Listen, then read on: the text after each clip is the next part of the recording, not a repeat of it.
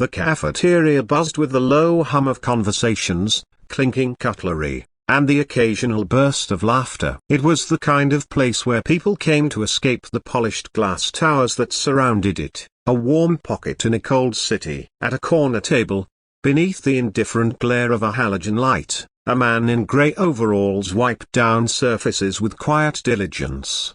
His name was Omar, though most people never bothered to ask to them. He was simply the janitor. He moved with a rhythm that spoke of repetition, of long hours and unacknowledged labor. His mop swished softly across the tiled floor, leaving behind faint streaks of water that quickly evaporated under the heat of the room. Few people noticed him, fewer still made eye contact. He had grown used to this invisibility, even if, on some days, it weighed on him. Yet, beneath the mundane exterior, there was more to Omar than anyone in the cafeteria could guess. At a nearby table, a woman sat alone, her sharp eyes following every detail. Black tailored suit, perfectly knotted scarf, expensive watch, the markers of someone who had little patience for imperfection. She was known, though not by name, to many who frequented the building, the cold CEO. The title stuck not just because of her position but because of her aura. She carried herself with an air of calculated distance,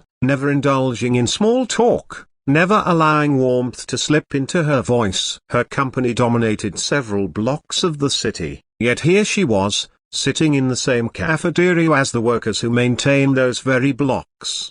Her presence was not a coincidence. She was here out of habit. At this hour, the cafeteria was less crowded, and she could eat in silence while observing the world around her like a predator scanning a savanna. She thought she understood people by watching the workers rushing, couples arguing, friends laughing too loudly. But today, her eyes lingered on the janitor. Something about his stillness amid chaos made her curious, though she didn't let it show. The door to the cafeteria swung open, and a woman entered hesitantly. She was older, wrapped in a dark coat despite the mild weather, her expression one of quiet desperation. She clutched a folded paper in her hand, and her lips moved soundlessly as though rehearsing what she wanted to say. When she finally stepped forward and tried to ask someone for directions, her words came out in rapid Arabic. No one understood. Heads shook, polite smiles were offered, and she was waved away. Confusion deepened on her face. She looked around as if the walls themselves might help her, but the city had no mercy for the lost. It was then that Omar noticed. He put aside his mop, straightened his posture, and walked gently toward her. His voice broke the tension like a familiar melody. He spoke Arabic, not with the clipped tones of a tourist but with the warmth of someone rooted in the language. "Assalamu alaikum, sister," he said softly. "Can I help you?" Her eyes widened in relief, tears shimmering instantly. She clutched the paper tighter, holding it out to him. It was an address. She explained, in rapid Arabic, that she was visiting her son who had recently moved to the city for work. She had flown across continents, braving her fear of planes and airports, only to find herself lost within blocks of his apartment. She had been wandering for hours, dismissed by strangers who could not understand her words. Omar listened with patience,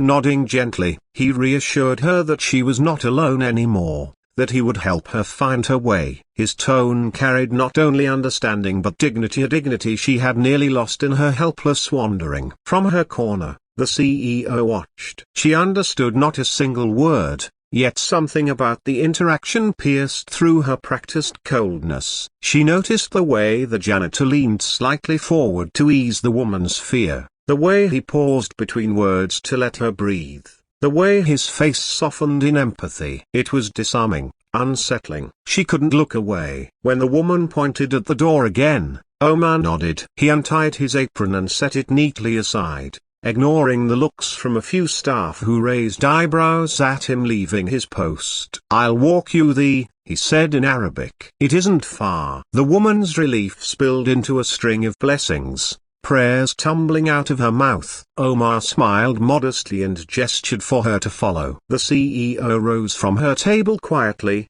leaving her half-finished plate behind. She followed them out, though neither of them noticed. Her heels clicked softly against the pavement as she trailed several steps behind, careful not to appear obvious. Something compelled her, something she didn't fully understand. Outside, the city stretched upward in steel and glass, indifferent to the struggles of its inhabitants. Cars honked impatiently, and pedestrians weaved through crosswalks. Amid it all, Omar walked with calm assurance, guiding the lost woman with gentle gestures. He pointed at street signs, translated their meaning, and even cracked a quiet joke that made her laugh despite her fatigue. The CEO's eyes narrowed as she watched. This wasn't just a janitor escorting someone, this was dignity meeting vulnerability. This was humanity untouched by transaction or benefit. They reached the building where the woman's son lived. As they stood at the entrance, she clutched Omar's hands, pressing them between her own,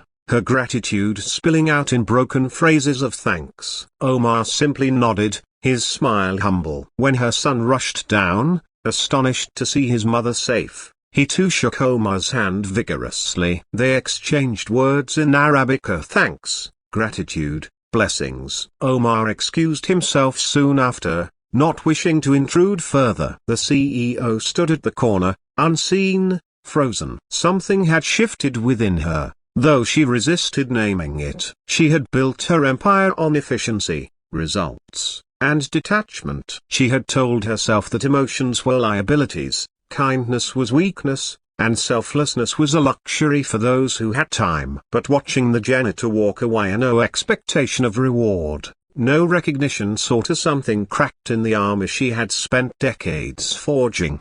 Over the following days, she found her gaze drawn to him whenever she visited the cafeteria. Omar, back to his mop and cloth, went about unnoticed as before. Yet to her, he wasn't invisible anymore. She began to notice details: how he greeted the delivery workers with warmth, how he picked up trays left behind without complaint, how he slowed his pace to let elderly staff pass. She realized how rarely she had truly looked at the people who worked beneath her office windows. One evening, long after the cafeteria had emptied, she lingered longer than usual. Omar was still working, sweeping quietly. She approached him for the first time. "You speak Arabic," she said, her voice betraying a trace of awkwardness she wasn't used to. He looked up, slightly startled, then nodded. "Yes, it's my first language." She hesitated. Words did not come easily when they carried no business agenda. "That woman a broken bar, you helped her." "You didn't have to." Omar shrugged lightly. "Maybe not, but she needed someone, and I was there." The simplicity of his answer unsettled her more than any boardroom confrontation. She felt exposed,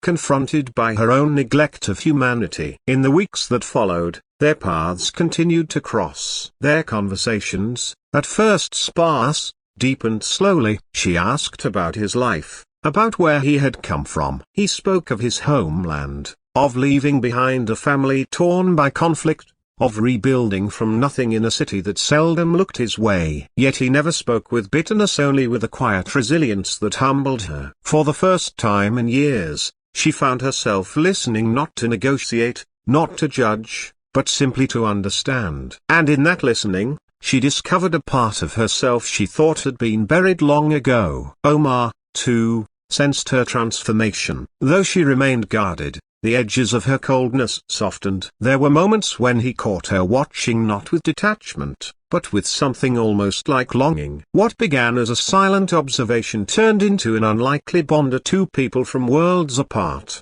drawn together by a simple act of kindness in a noisy cafeteria. And neither of them would remain unchanged.